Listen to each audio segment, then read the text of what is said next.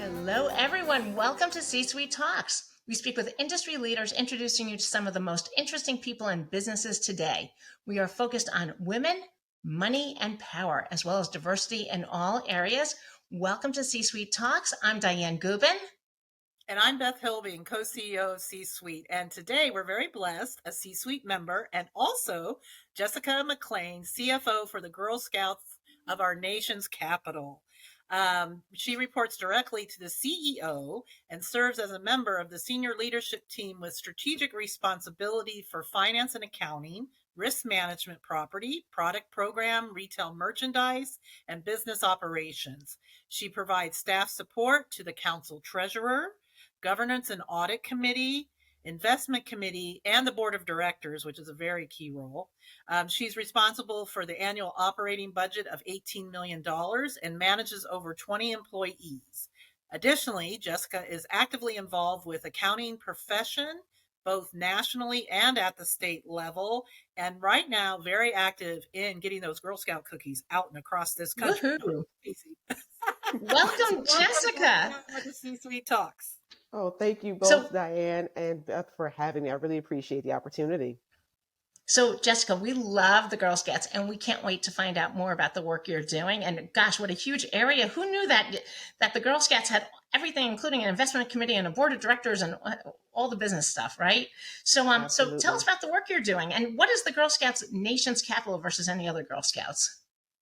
Absolutely. I'm their chief financial officer. And as Beth mentioned in her introduction, there's about 5 departments that roll up to me. And I will say I am part of the nation's capital council. So there are 111 councils across the entire country. And each of us are our own 501c3 organization. So we have our own board of directors, our own C-suite executives. We go through our own audit process each year. And so we operate as our own organization, of course, with help from the national level Girl Scouts USA. Wow. Well, so it's not, if I got that correctly from you, everything's a separate 501c3. So there's not one big umbrella. Everybody's And separate. so the Girl Scouts USA is it's the big umbrella, but each individual council is its own organization that operates independently with help from the So national you're in one of the organization. independents. Correct. I'm in nation's capital. We are the largest council in the Oh, country with the most number of members, over 70,000 members within our council. 70,000 Girl Scouts? Girl Scouts and adult members as well. So our membership bases are our Girl Scouts and also our volunteers who play a vital role in just being able to operate programming for our girls. Play a big role in our Girl Scout cookie program. 70,000 members. and do you pay membership and membership dues back into the national organization, or do they provide you funding back through to the local chapters? The membership dues that our members pay go to the national level of the organization. Okay, okay, that's pretty Got typical. it. So Jessica, the important question. So, were you a Girl Scout? Are you one now? So they say once a Girl Scout, always a Girl Scout. But I was. I actually grew up as a Girl Scout here in the nation's capital area. So this role means that much more to me, knowing I grew up in this specific council. Right, Beth, were you a Girl Scout? I was a cadet all the way up through to a cadet. I was one until about seventh grade. Yeah, I loved Awesome. it. My mom was a troop leader, and I just loved all of it. So I just really thrived in it. Me too. I What loved all my badges. I wonder what my sash when my parents sold their house. I have no idea what happened to my sash with all those badges, and I've thought about that so many times. Yeah, I just think it's a great way to build community and to build camaraderie with your friends. And I love the camping aspect of it and everything. The only thing I didn't like is sometimes they would have us camp next to the Boy Scouts, and then the boys would terrorize the Girl Scouts, and the normal growing up stuff that happens, right? Ooh, How has the Girl Scouts changed over the years? Because I've kind of lost track of what the focus yeah, has yeah. been. Give us a background. Absolutely. So we've been around for over 110 years, and always been about empowering girls. And we have evolved over the years, as many organizations have. We have changed to meet the needs and interests of our girls, whether it's the programming that we provide. STEM is a big part of the programming we provide our girls now. Even specifically in our council, we've done work around mental health. we know what the pandemic has done to each and every one of us and how it was extremely difficult on our young people and definitely our girls. And so we've been doing programming and training around help with mental health. Even our core and amazing Girl Scout cookie program, we've embedded technology into that, where girls can now sell cookies online. They can put up kind of a store page on a website and sell cookies that way as well, in addition to the traditional booths that you see outside stores. But with that, I would say that we still stick to the core.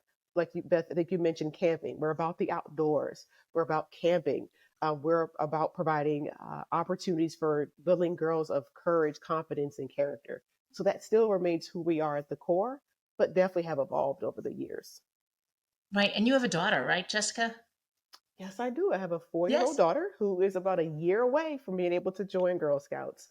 And it's interesting. Our CEO one day asked each of her direct reports one day of what's been your most memorable moment or precious moment, being employed with Girl Scouts. And I said, I haven't had mine yet.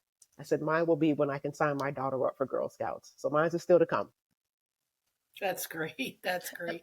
So I know that your passion is really strengthening and committing that commitment to DE&I as a C-suite. And so how do you do this in your profession, an accounting profession, which a lot of people feel is kind of dry, but very needed. But how do you bring that in your profession and Yeah, yeah. Dee and I both, in the Girl Scouts and in the community. Sure. So I would start with from the Girl Scout aspect. Last summer, our board of directors they approved a DEIA statement, which is diversity, equity, inclusion, and accessibility.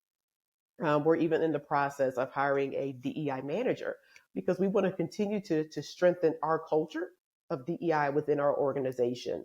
So we're taking that time to do that. We have a DEIA committee. They do lunch and learns about various diverse topics as well. We are proud of where we are so far and where we've gotten to, and look forward to continuing what we would call our DEI journey. From the accounting profession, there's various things that I do when it comes to DEI. I sit on the board of the Maryland Association of CPAs Foundation. I sit on the board of the American Institute of CPAs Foundation. And both of those organizations, their mission is to strengthen our profession, in addition to providing the resources to have a diverse talent pipeline within the accounting profession. I mentor college students. I help mentor individuals looking to become CPAs and passing that tough CPA exam. Even talking about DEI, whether it's at conferences or within articles. Um, all of those things play a role in why I have a passion for DEI within the accounting profession. It's been a great profession for me. I've learned a lot. I've met many great people, and want to encourage other young people to join the profession as well. Right. So I know recently you were on another podcast where you were talking about DE&I, and there were times in your life that you didn't feel included. So maybe you can talk about that and how that led you on the journey to make sure that inclusion is, and it's diversity, equity, inclusion. I thought belonging, and now we have accessibility. So is it DEIBA or AB, or is not there? And so I've heard different organizations use different terms. I know with specifically at Girl Scouts, we wanted to add in accessibility to ensure all Girl Scouts that want to participate in programming in our camping and various activities are able to do that. I know some organizations include B with belonging as well. And there are times, of course, I have felt whether not include or exclude or didn't feel like I belonged. Some of it has been for things that I can't control, my gender, my race, things that are visible to people, but also times things that aren't. Whether it's graduated from a public high school, I went to a public university. I didn't have the means to study abroad as others did in college, and not that people were intentionally excluding me as part of those conversations.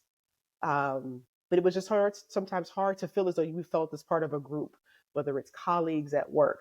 Again, our accounting profession is changing as far as the makeup within it. But even when I started about 15 years ago, not many people looked like me, especially in the upper echelons within the organizations that I worked for.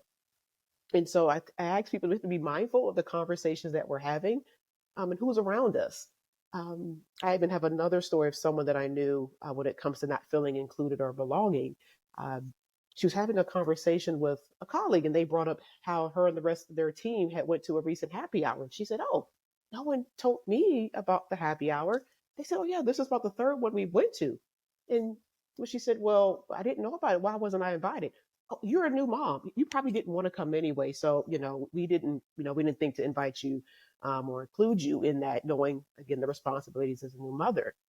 And that's another example as far as not sometimes feeling included as well, because someone made an assumption for you. And so those are various aspects outside of the race and gender or religion that people have to be mindful of that are about diversity as well. That's beautiful. And you know what? In some ways, sometimes these conversations, I feel like the people who are talking about these issues are the ones who are aware. And then it's like, how do you like get to the people who are, and that's a whole other conversation, who really need this, right? Absolutely, absolutely. Right, for sure. But repetition never spoils the prayer, for sure. So So how what do do you? you? Oh, Yeah, sorry. go on, Beth. I was just going to say, how is your CEO not only, well, so your CEO works at the net for the DC area chapter, but how does the national chapter approach all the different chapters with DE&I and tries to shift that mindset? And where is the national located? Because you're in DC. Where is the national? The national headquarters is in New York City, and they have a group around DEI and RJ, around diversity, equity, inclusion, and racial justice. And this is again at the national level. So that tells you the importance of it. If our national organization is providing the resources and tools and training that all Girl Scout councils can use to strengthen the cultures within their individual organization. So I definitely would say our national organization sees the importance of inclusion, belonging, and diversity. Because we tell people you belong in Girl Scouts. It doesn't matter, the race or your economic status or where you've come from or where you're born. We are about empowering girls, creating future leaders that have meaningful impact within the world and bring about world change. And that's what we're all about. That's good. So So I beautiful. know that the Boy Scouts now allow girls. Does the Girl Scouts now allow boys? Yeah, I don't get that, but okay, let's go down there. Tell us about this, Jessica, I'm because just I'm sure. curious. I don't know. I'm just curious. Yeah, I'm sure So you've had for many our internal discussions about Girl Scouts and Boy Scouts. So go for it. Tell us. so our council, our organization, we allow everyone, as long as they don't identify Okay. as a cisgender male. That's as simple as it is. Anyone else is Okay. allowed to join Girl Scouts. Okay. And it Good. gets back to Okay. that model of you belong. So if I had two girls and a boy, which I do, by the way, and my son wanted to join the Girl Scouts with the two girls, so I didn't have to run around to two different groups, that would be okay now? Well, they say, does he identify as a cisgender male? No, Then no, he can't. no, then he No, he can't. cannot. Okay, got it. Correct. Okay, so boys do not come into the Girl Scouts unless I Unless got that. So now what about the other way? can And we can do my have daughters girls join the Boy that, Scouts? and there's girls that yes, they they could. can join the Boy Scouts. Yes. Okay, but Much the to Boy the Scouts don't have dismay. cookies, so who wants to do it anyway? I We much have to the the cookies. dismay of the brothers. I'll never forget this brother's like, I don't want my sister. Anyways, we digress. Okay, Yes, not for not sure. enough about that. So, Jessica, tell me more about how you became an accountant and a CFO, and what Did you always want to be an accountant as a girl, Yeah, as a did you little always like girl? math? Did you always like math? How did you get to that journey? Absolutely. So the first time I was to say I was exposed to the accounting profession, I was probably elementary school age, and there was a substitute teacher. I'll never forget, had a wad of money in her pocket. And I asked her, "What do you do for a living?" Because as a young kid, I'm intrigued by seeing a lot of money. And she said, "I'm a tax accountant." From there, I knew I'm going to be an accountant because they make a lot of money and I want to be just like her. So that's Ooh, where I got my initial debits and credits. exposure Here we come. to the accounting profession. And I've always been good at math, but I tell people our profession has changed where I do this much math and I'm pointing my fingers to mean very little. The role of accountants, the role of CFOs have definitely changed. I'm dealing more with whether it's handling data, strategy, governance. We have CFOs that deal with HR, IT. And so our role has now grown to just beyond crunching the numbers. I have a calculator in Excel that can do that for me, so I don't have to think. That's where I got my first exposure to the profession. I did my undergrad and got my master's in accounting, and joined a large public accounting firm after I graduated. Oh, And I okay. thought I was going to be a partner at a firm. That was just, I thought what my goal was going to be. But after I gave birth to my first daughter, I decided to transition out of public accounting, take a break and say, let's figure out something else. I don't know, this is it. And that's when I transitioned to the nonprofit industry. I Well, spent this some sounds like time as more a fun. controller as a nonprofit. And then the opportunity for Girl Scouts came along and I jumped on it. I definitely jumped on it. And here I am now, and I'm enjoying every day of it. I love it, love it. So I want to go back to this DE&I topic before we wind up, and that is, you are so involved in DE&I, and I really want to know, like, what can we as individuals do to become more inclusive and better allies to what are perceived to be historically marginalized communities? Absolutely. I tell people it's part of it is being aware of your own biases is one. We all have them. We all have them. But being aware of them is important. Educating yourself on the experience and issues that various minority groups have faced and are currently facing. I would also add, speak up and take action uh, when you see or experience or encounter discrimination. Silence can be consent. And I think some of us have learned that by not turning a blind eye to things that are happening in front of them. Holding your employees accountable for the actions and the decisions that they make as well. I believe those things there at an individual level helps change a culture of an organization. So you're doing this whether you're a staff person or at leadership. When everyone is doing that and being mindful of how DEI plays a role in decisions that are made, how people are treated, how people act, that's the way to do it. And also, again, to change the culture of an organization as well. A lot of emotional EQ for sure. Thank you. Absolutely. So Beth, I think what we want to know now is, let's talk about our favorite Girl Scout cookies. How many Girl Scout cookies do you Exactly. sell annually? Okay, about how many boxes go out into the world? So our council and I'm our part of our nation's capital region. Our footprint is DC, parts of Maryland, Northern Virginia, and the Panhandle of West Virginia. Last year, our girls sold over 4 million boxes of cookies. That You're is just here in kidding. our area. That is just Four, here in the DC area. and how about Yes. nationally? And any sense of nationally? How many boxes Not nationally? sure what it is nationally, but just imagine if Okay. you take this area and do 4 million. I know the LA region. I know it probably hit around 4.5 million even last year as well. Wow. And and So, and and what's your favorite cookie? so I grew up loving Thin Mints. Always, Thin Mints have always been my favorite. But I fell in love with the Adventureful. It came The out what? last year. The Adventureful cookie. It came out last year. It's one of the newer ones to the lineup. It's a brownie inspired cookie. It has caramel flavored cream on top with a hint of sea salt. I like to put mine in the freezer when they're nice and chilled with that chocolate. Got it. No, now I'm like Oh, interested in well, this one. Beth, I like you tag have alongs. to I try put them it. in the freezer too. Have to Okay. try. I So love Thin Mints, but I've changed it. so when we come to Washington, are you going to bring samples? I'll just Oh, put I that will out make there. sure you all yeah, have you need some. to buy them and put the I can money buy into them. it. They're right down the block. I know.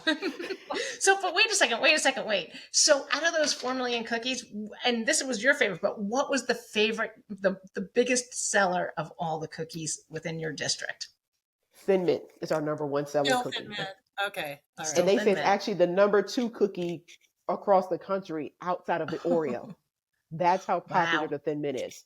Wow. Oh You wow. know, you know what I love about Girl Scout cookies? I have given out tons of them as gifts to clients. You show up someplace, it's like, here's a box of cookies. It's a nice little present, right? That sits with someone And everyone and their loves them. team. Everyone knows what they are. They love them. And we appreciate the support because every box helps a girl achieve a goal or a dream that she has. Our girls they use their funding. Some of them use it for trips, to go camping. Some girls even take the money that they've earned and give it back to another organization.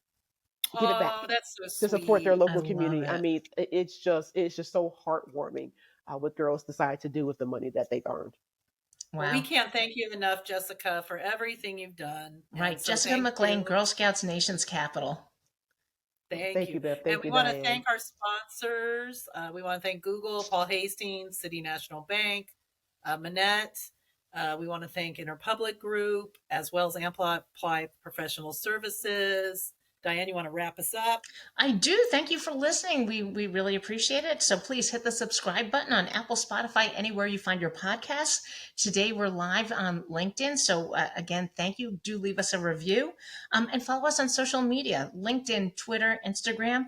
And we love hearing from you. And you know what? I'm just going to give your email, Beth. And it's Beth@C-Suite. So that's C capital SWEET.org.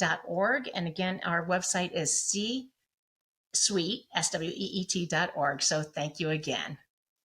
Thank you, Jessica. Go buy Girl Scout cookies, everybody.